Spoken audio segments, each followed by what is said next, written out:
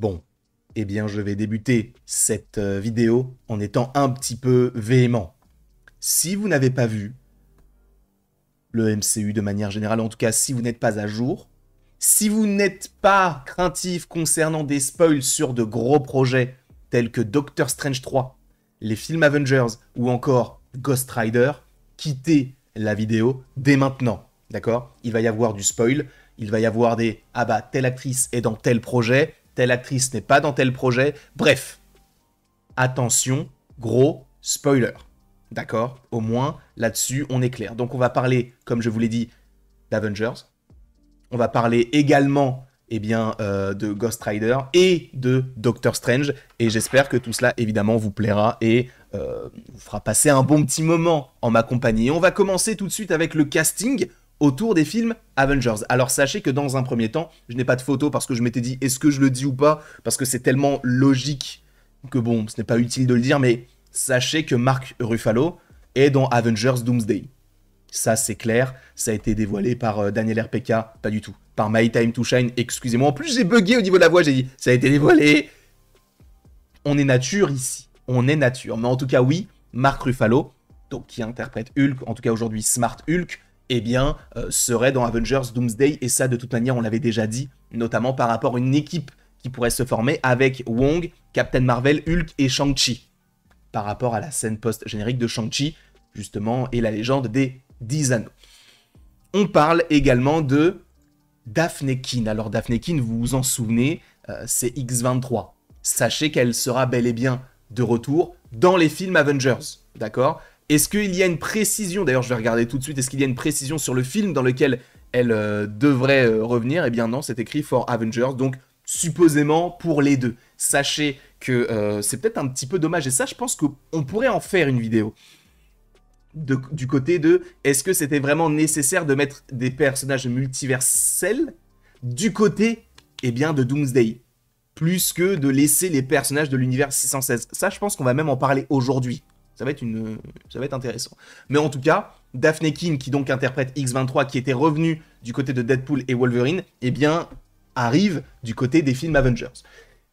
Logiquement, si on parle de X-23, on doit parler de Wolverine, donc ça paraît crédible que Wolverine soit également de retour, tout comme Deadpool, on le sait. Sachez aussi qu'il y a un Deadpool et Wolverine 2 qui est en préparation du côté de Marvel Studios.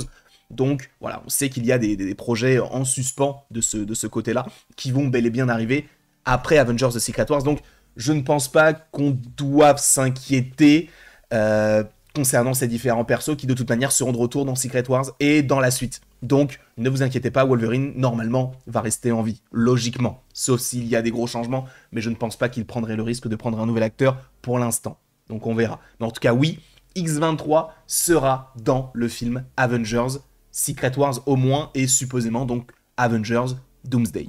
On peut également parler, et là pour le coup, des deux films.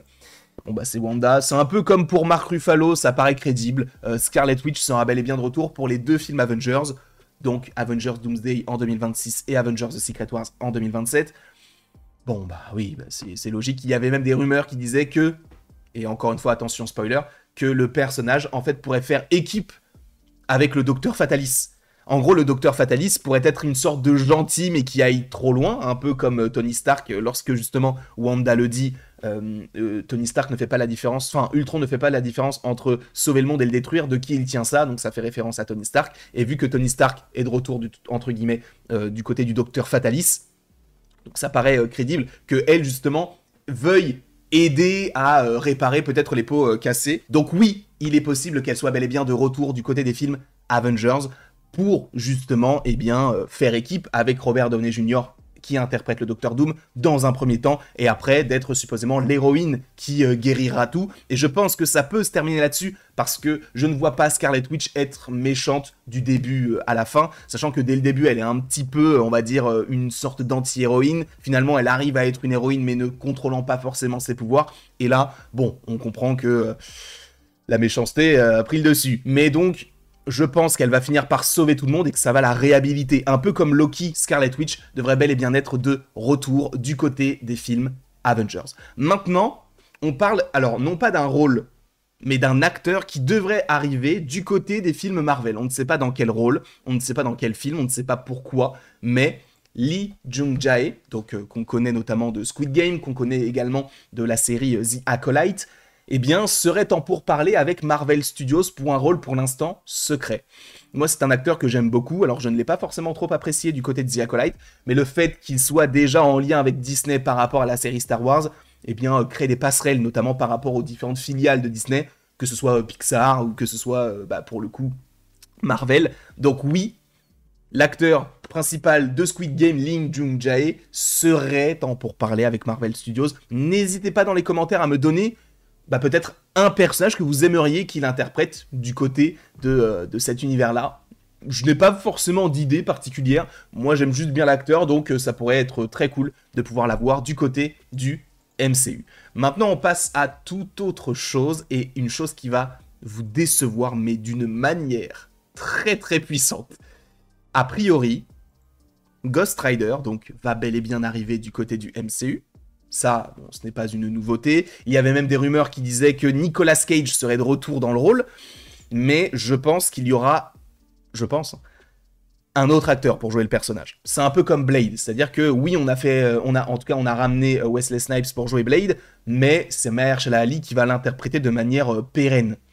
Là, je pense que ça va être la même chose. Je pense que oui, Nicolas Cage va reprendre son rôle, mais je pense que via le multivers, on aura un autre Ghost Rider qui arrivera, sachant qu'on sait que Mephisto, lui aussi, est présent. Donc Mephisto, Ghost Rider, il y a un lien qui se fait directement. On sait que Mephisto serait dans Ironheart. On sait que Ironheart est connecté à Black Panther. On sait que Ryan Coogler, qui a réalisé Black Panther, eh bien, s'occupe également de la production de Ironheart. Donc il peut y avoir pas mal de connexions à faire par rapport à Mephisto, par rapport au Wakanda et même par rapport à d'autres personnages tels que Ghost Rider. Donc ça peut être assez intéressant.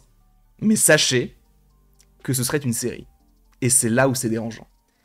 Ghost Rider, s'il est amené à avoir son projet solo, pour l'instant, selon My Time to Shine, ce serait pensé comme une série et non comme un film.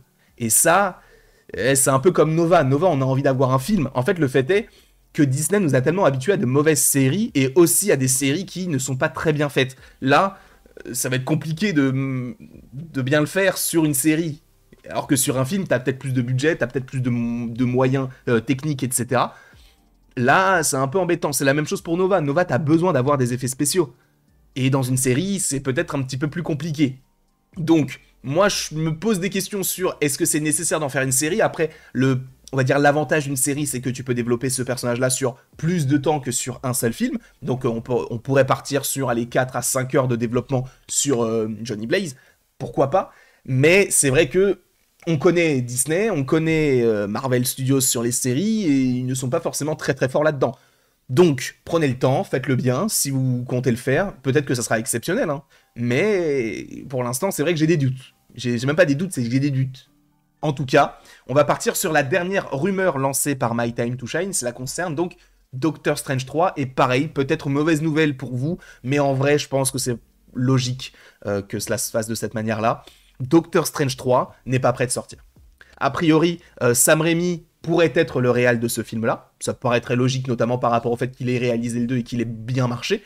Mais Doctor Strange 3 ne serait pas prévu avant Avengers The Secret Wars. Là où on aurait pu s'imaginer, Doctor Strange 3 peut-être fin 2026, début 2027, non. Doctor Strange 3 ne sortira pas avant Avengers The Secret Wars. Pour l'instant, selon My Time to Shine, il n'y aurait aucun plan pour le film. Voilà. C'est un peu dommage, mais c'est prévu, hein, aucun plan pour l'instant. C'est-à-dire qu'ils se concentrent sur la fin du multivers et après ils vont engager sur d'autres choses. Donc oui, Doctor Strange 3 est prévu, mais pour l'instant, ils attendent. Je ne sais pas ce que vous pensez de tout cela, n'hésitez pas à me le dire dans les commentaires, n'hésitez pas non plus à aimer, à partager et à vous abonner, hein, si ce n'est pas déjà le cas. Et après tout ceci, il ne me reste plus qu'à vous dire à la prochaine, pour la prochaine. Et encore une fois, merci beaucoup à vous. C'était très sympathique de pouvoir vous proposer ce genre de petit contenu. Je vais beaucoup tourner de vidéos aujourd'hui, donc ne vous étonnez pas si j'ai le même pull à chaque fois. Bref, passez une très très belle journée.